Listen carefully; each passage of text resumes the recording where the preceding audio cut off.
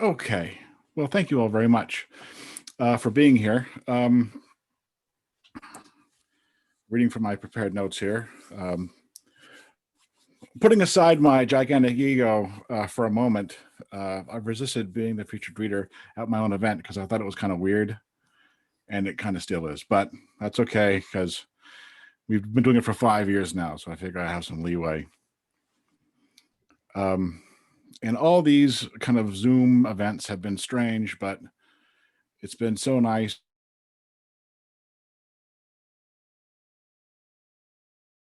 I think you just muted yourself, Mark. We just missed that last few sentences.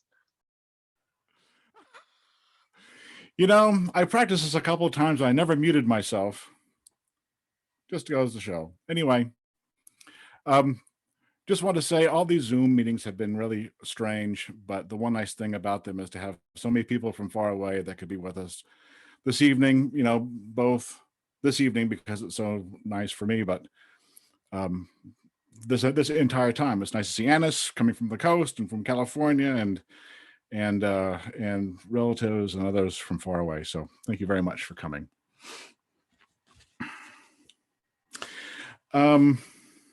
I wanted to start reading some poems tonight, and I wanted to start with two Oregon poets that I've really enjoyed very much.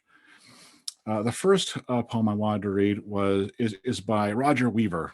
If you're familiar with Roger Weaver, he is or was a longtime English professor, literature professor, creative writing professor at Oregon State in Corvallis. This poem is very short, and he packs more into it than most people, including me, pack into an entire page. It's called "What the Azaleas Didn't Say." The price of passion, its intensity, the expense of brevity, the cost of roots, of never being able to walk away. That's Roger Weaver. In the second poem I wanted to read is by Stephen Robert Heine, who I call Oregon's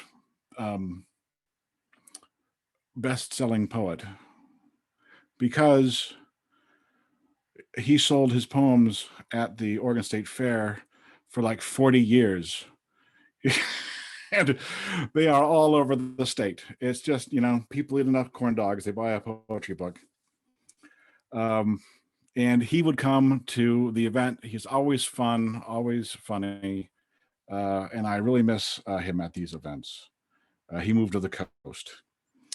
And I'm reading his poem after the fair, because I used to work trade shows. I didn't work Oregon State Fair because he invented the Oregon Arts Table, the Oregon Writers Table at the Oregon State Fair, and he would work that table for however many days the Oregon State Fair is, and I would just be at a trade fair for like 2 or 3 days. I know what this feels like. Now I know the absoluteness of fatigue, the thin cries of a body that falls like a broken beast, sinking into the rubble of my own exhaustion. I rejoice that the battle is over, at least. Stephen Robert Heine. Okay. So I've brought 11 poems that I'll be reading tonight. And most of these have been published different places. Cirque Magazine or Cirque Journal, Bellowing Art, the Ottawa Arts Review, Borrowed Solitude, Vine Leaves, and the anthologies Green is the Color of Winter and the Northern California Perspective. So that's what I got going on here. And I'm going to share my screen here. And for this, I'm going to do that. Come on. And we'll do that. And we're going to do this. from the beginning. Let's go, computer.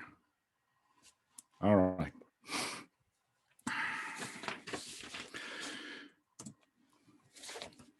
So I tend to write in series of poems.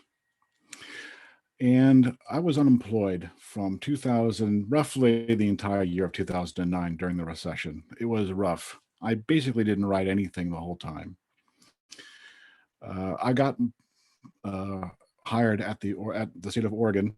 And my first day was going to be the first Monday of January, and New Year's Eve was going to happen on like that Friday. So it was a terrible storm, and I drove out to the coast on that morning. And as I went, I stopped in different places and I wrote poems. And over the next 10 years, most of them have been published. So it was a pretty good day. And so this first poem is called The World as Impressionist Painting.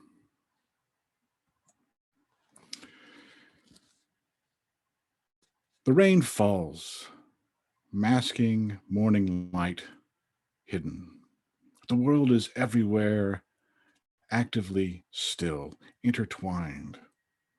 The light descending, giving the impression of beauty, forms the mist, spray, black bottom clouds, falling drops conspire. The Walmart sign changes from greedy horribleness to Monet.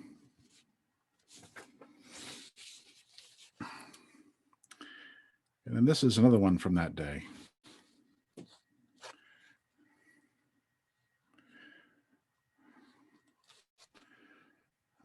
Okay.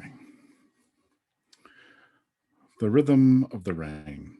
People say things about the rhythm of the rain. I'm listening to it right now. It has no rhythm.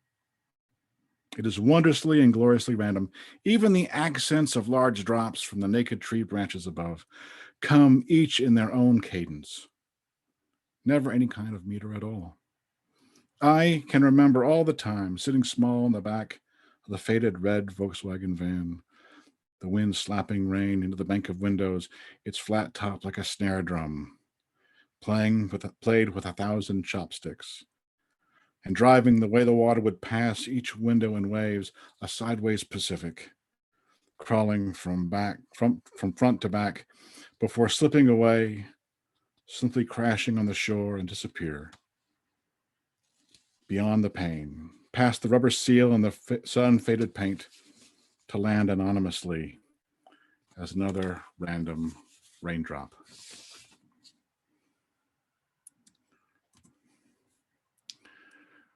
Okay. All right. So you have my face again. There's a type of poetry called ekphrastic poetry, which is poetry that's inspired by art, mostly paintings, sculptures, visual arts. That's what usually comes to mind. I'm inspired by music often, and so I don't know if that is a type of ekphrastic art or not. Never seen it. Never seen it defined in that way. This is going to be the oldest poem I read tonight. It's called Gymnopodes. Gymnopodes is a series of three. It's three piano pieces by Eric Satie, French impressionist, and it's absolutely gorgeous. And then it was orchestrated later by Maurice Ravel, and that too was actually wonderful as well. So this is the poem Gymnopodes. It's about 28 years old, I think. Sun lays its hand upon her face, freckles and dishwater blonde hair, summer dress over bare feet, footprints lost in grass. Yellow flower caught between toes. She smiles, lips pursed. A lion's mane is dispersed. A feather forgotten among the grass. It's blue like the sky, faded in time, wind, sun. Bits clumped, not ragged, soft and stiff, resilient still, if anyone dare disturb its rest. She awakes in shade, the scent of plums and small red dots on green, moves her hand along the grass, blades bend, faded blue, holds it to her cheek, soft, light, and new.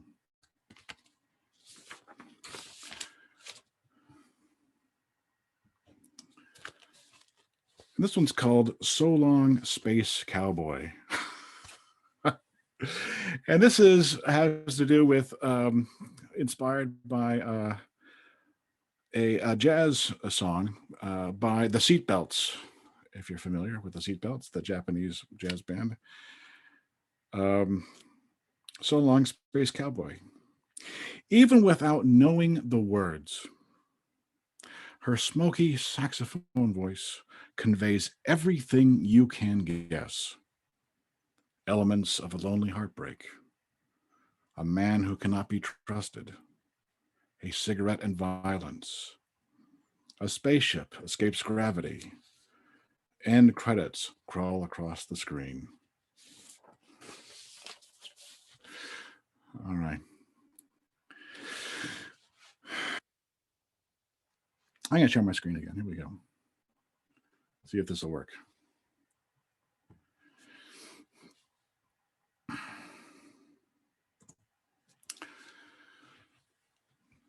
So another group of things that I write about are Western places. I made a promise to myself long ago that if I was going to write about a specific place, I just name it and just ground it, and let the details of those places just kind of play out for themselves. And so I have a lot of poems about different places, mostly because I'm from the West. They're in the West. This is the first one: Winter Street Bridge. Winter Street Bridge is on the Capitol Street, is on the Capitol Mall, not very close to the Capitol, but a little bit far away. It's about a block away from the Oregon Veterans Building, and there are paths on both sides of it there, and that's a picture of the bridge right there. This is one of my favorite poems, actually. Winter Street Bridge. Even here at the bridge, traffic unthinking muse. Looking into the cave of maple and alder, Mill Creek laughing at the rocks. In the cathedral's stillness, a leaf slips through the sacred air, kisses the water, and is gone.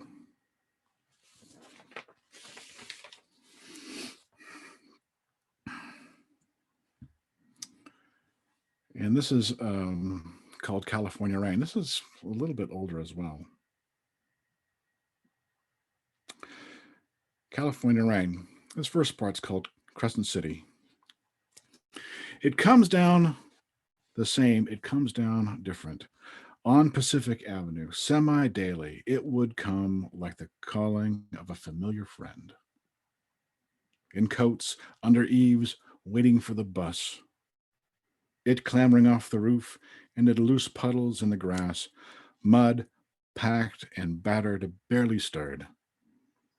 It would come down strong, forceful enough with the ever present wind to bend trees and twist them into tortured shapes. Branches flailing, sending spray like spit from a staggering boxer's mouth, trunks groaning under its weight. Hands, cold and wet, clutching Scooby Doo lunch pails. Owners never really feeling wet until a drop would land between hat and collar. Wairika. It falls with grace and power. It falls with stupid, clumsy steps. The rain turned to snow on Pine Street that day. The wood stove making the kitchen unbearably hot. The oil stove on low, its fan barely turning. The dog stretched out before it, eyes closed, legs occasionally twitching in a subconscious summer chase. Outside, the white continued to build. Sound ceased. At 4, Main Street is deserted. Everybody has gone into hibernation of books, cards, and chess. The snow is still white. Tomorrow it will be brown and old, annoying. The welcoming committee comes in boots and mittens. Wool meets white and creates. Warm breath on cold air makes clouds. Warm hands on cold flakes make men. Warm bodies on cold earth make angels. Sherman Oaks falls down the same, it falls down different. Ventura Boulevard, it comes with all the welcome of the perpetually uninvited crazy aunt. Falls like the leavings of a degenerate soaker hose. The half-hearted attempt to wash away the dirt, squeegee the blood, dust, needles, oil, urine, paint, spit, pus, and deposits of Santa Ana. Its viscous liquid collects into gutters, slips ashamedly back into the Pacific, where it hopes to grind clean one day. And they run and drive like mad to get out of it.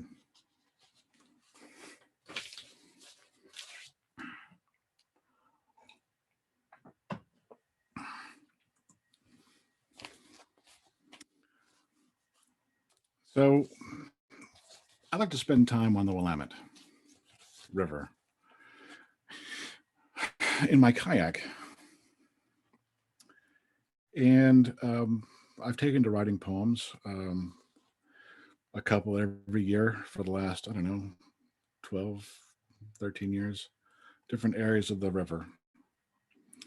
And so that's what this is, Willamette August. I have two of these. The first one is Willamette August Riverfront Park.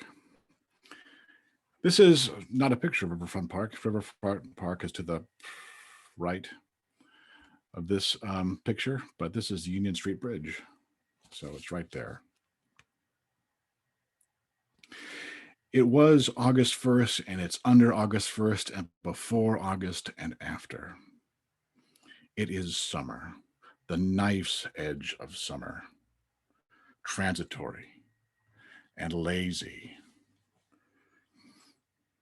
It was Salem, and it's under Salem and on Salem's slender hip. It is a line, an ending, a beginning. It is a ribbon bisected by the dessert cups of the Center Street Bridge, the cathedral walls of the Marion Street Bridge, and the erector set of the Union Street Bridge, each with a necklace of mud beehive swallows' nests.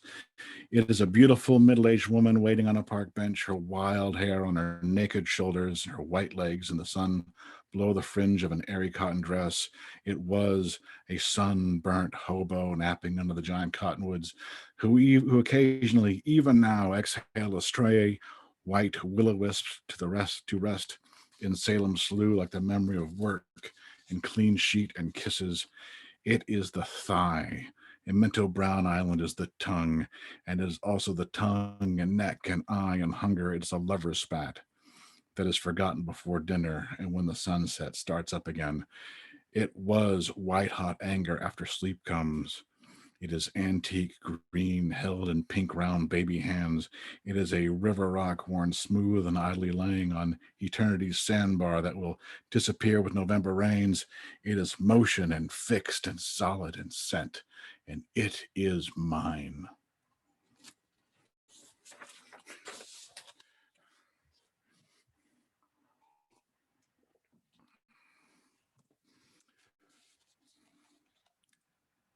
I'm in August, San Salvador Park. San Salvador Park is on the Willamette and is just outside of St. Paul. If you've ever been out St. Paul, very small little burg out there. And this poem was nominated for a Pushcart Prize. So that was kind of exciting and very unexpected. Willamette August, San Salvador Park.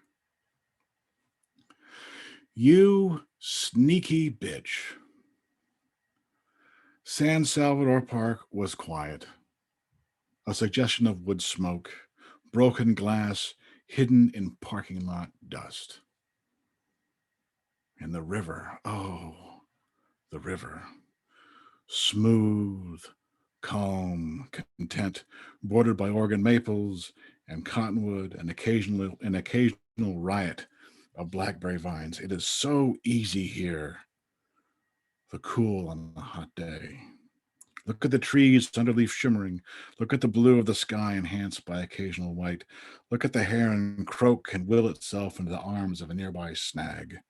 Look at the irrigation pipe laying on the cliff face like an exclamation point. Look, look, look.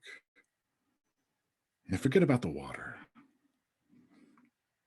that in its turbulent grip sweeps you past the unnamed gravel bars, temporary islands, and everything you remembered you wanted.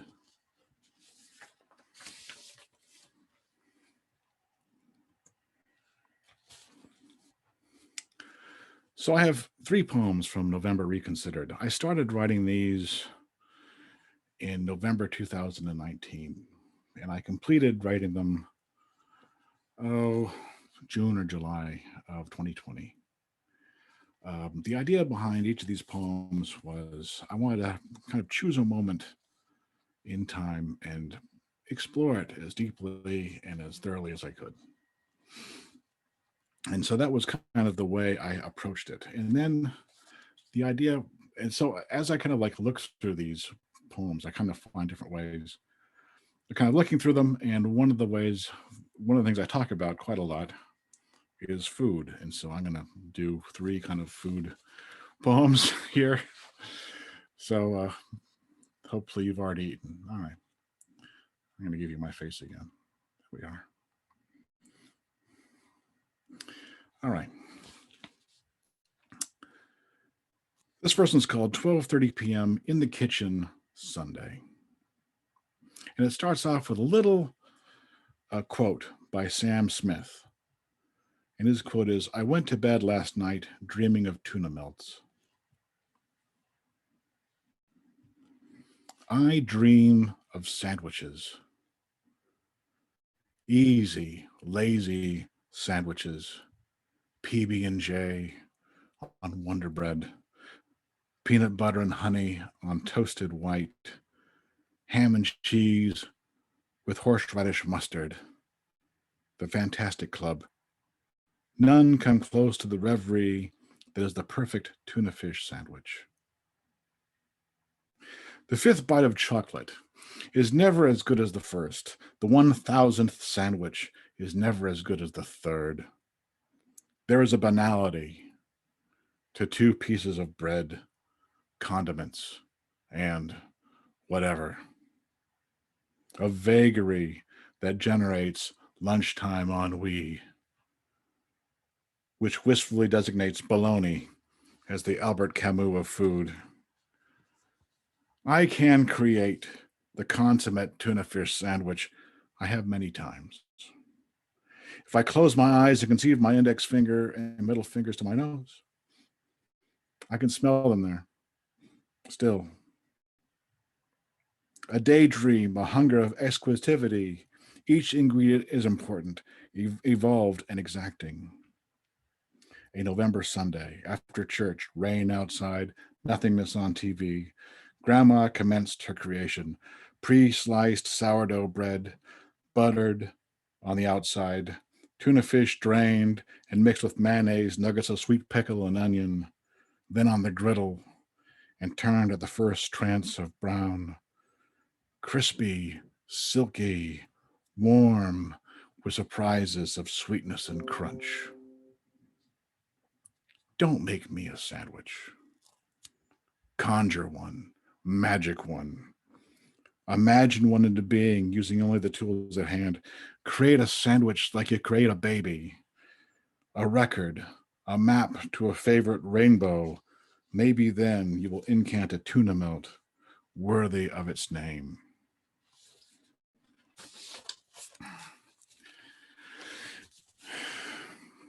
Okay. This one's called 4:45 p.m. Charlie Brown's, Thursday.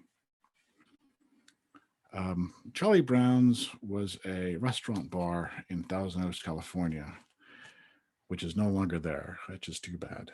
It was tenuously attached to a golf course, and and Mr. Store and I went there an awful lot. It's very true.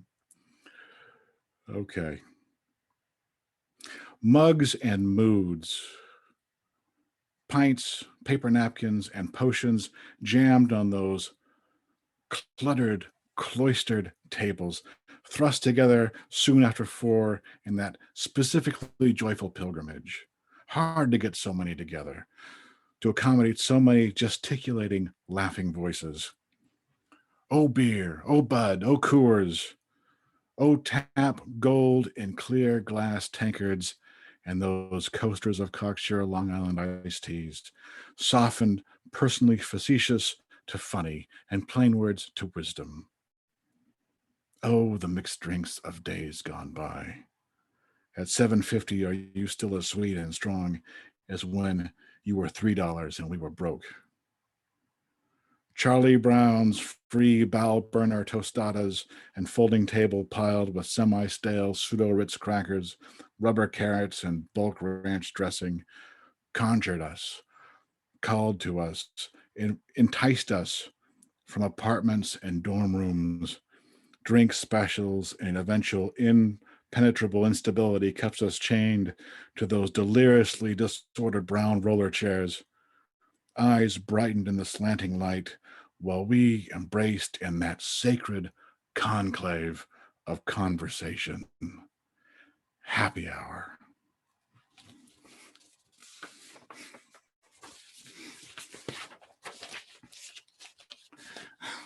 Okay. This is the last poem I have. This is the last one.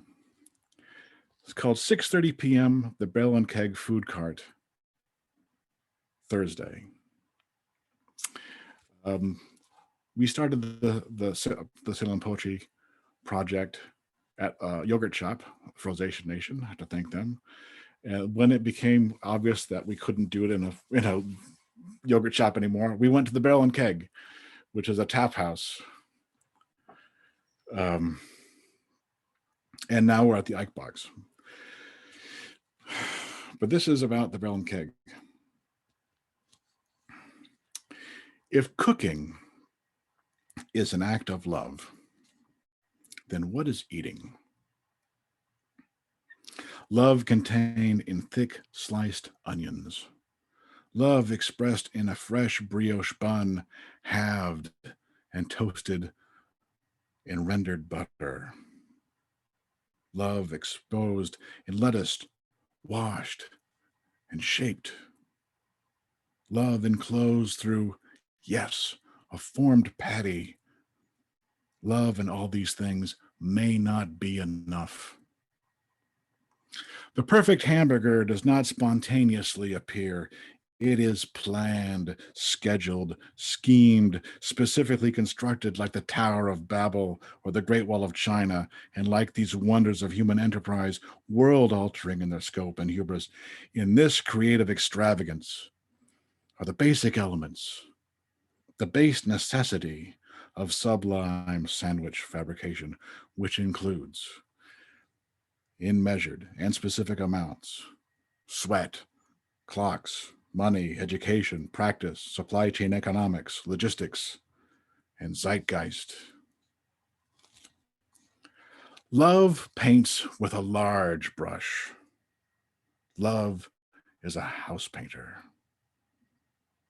This perfect system, formulated from the food cart behind the Barrel and Keg, I don't even know if it's there anymore, requires details, fine points, specifics.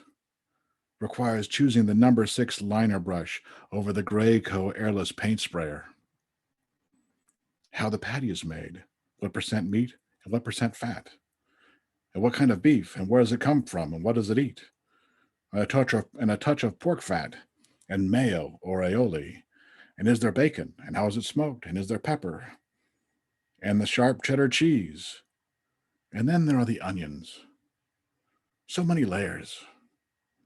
If white onions say, I love you, what do red onions say? Or pickled red onions? I can make this and give it to you to sustain you out of love. And because I love you, you can taste it, but I don't have pickled red onions in the house. No one does. And if cooking is love, what is eating? There are technical terms, of course. sear, mouthfeel, presentation, etc. None of that matters. All of it is important. There are blueprints and caricatures, smooth line flowcharts that draw one element to the next. There are 100 details, 1,000, between the thought and the mouth, conglomerate choices that communicate to the table and to the throat. Supporting this activity is a divine act of commerce, the language of the spatula. It is called skill. From the first bite, you will know if this is heaven. You will know if this is hell or some suspicious purgatorio. When someone says, I love you, don't say, I know. Search your feelings.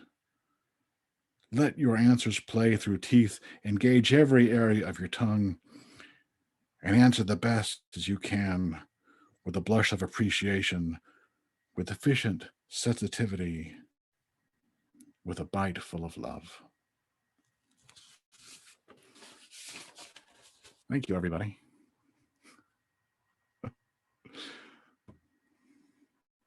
That was great.